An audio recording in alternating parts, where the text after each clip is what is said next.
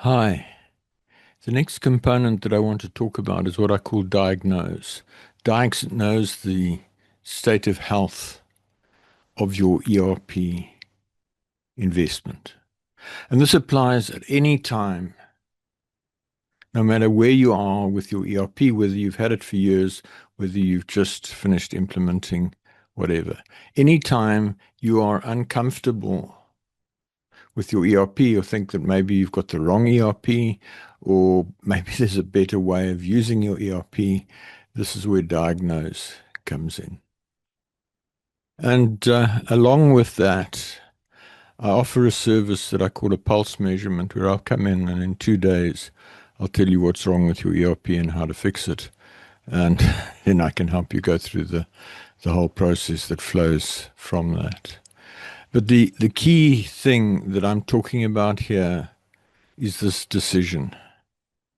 There's I don't know what to call it, but an illness in the industry that if the ERP is not performing, we must have bought the wrong ERP.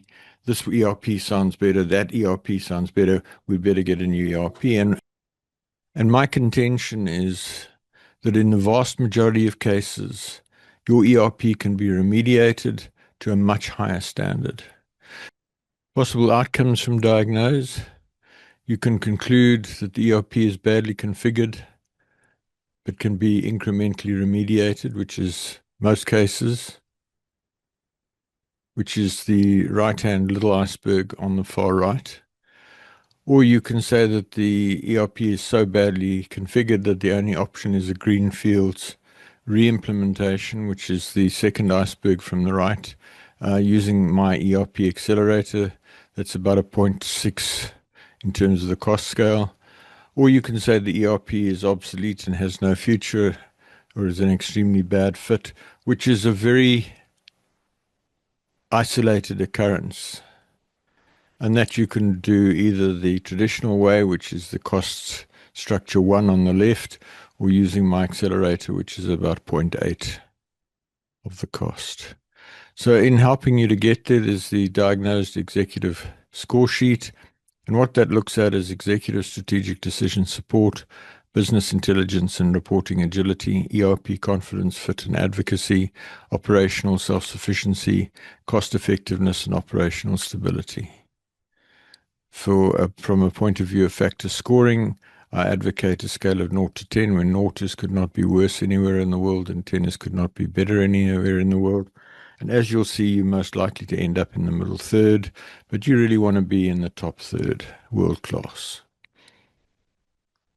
To help you get there, I offer a diagnosed technical score sheet, and that looks at precision configuration, and that's 50% of the fact that I expect that if your ERP is not really meeting your expectations, it's almost certainly going to lie at least partly with precision configuration.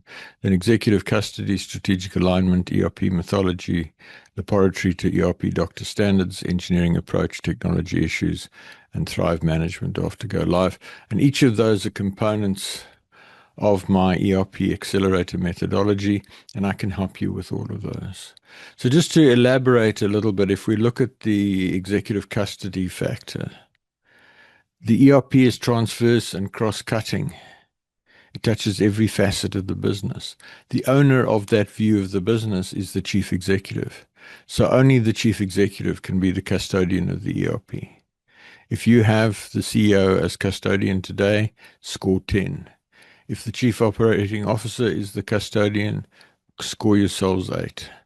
If the chief financial officer, I'm sorry, I know it's the norm, but score it 6.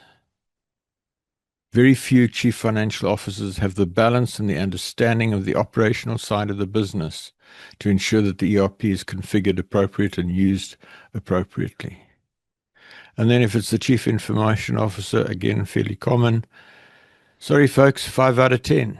You may have an exceptional CIO with exceptional strategic insight, but they lack the influence to get everybody pulling together. And I read on LinkedIn of these situations with disputes and what have you. And a lot of that is a consequence of having a member of the C-suite other than the CEO as the custodian of the ERP. And anybody else, frankly, it's not a runner, to be honest. The worst I ever saw was the legal affairs director. They had a massive onerous and frankly abusive contract, which totally hamstrung the implementers. And the thing was so bad that just after they called me in, before I could make any changes, they went bankrupt. Then strategic alignment strategy is the essence of why the organization exists and how it thrives. It's a holistic, integrated picture of how the entire organization fits together and interoperates with its external environment to produce the Thrive outcome. And I've got methods for determining all of this, and very few organizations get that right. Fixing that in itself will make a difference. And then precision configuration, as I said a minute ago, is the big thing on the left. Chart of accounts for a FTSE 100 company that they couldn't get the information they needed out of SAP.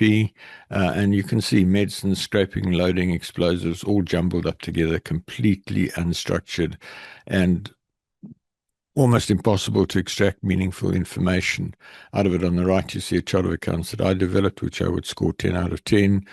Hierarchical, indented, capitalized for headings, indents mirrored in the code structure, very, very structured, very easy to understand, accurate posting, ease of analysis, and what that leads to is what I call two-click drill down. So there's the chart of accounts rolled up to its headings, double-click, drill down, double-click, drill down, double-click, drill down, double-click, drill down. If you cannot do that with your chart of accounts, with your dimensions, with your material group, item class, customer class, supplier class, whatever, then your ERP is running at a substandard level.